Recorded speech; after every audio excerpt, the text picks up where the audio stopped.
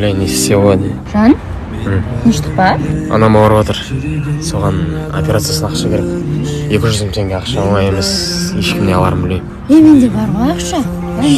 Может, не сүйет? Сен қиналып тұрған кезде мен көмектеспесем не болады? Жаным, рахмет саған. Досым қайсың? Прикинь, ақша таптым. Ойлашы, Дубайға барамыз енді. Кетші болды, кеттік пе? Кімнен алдың бірақ? Кімнен алдың дегенде?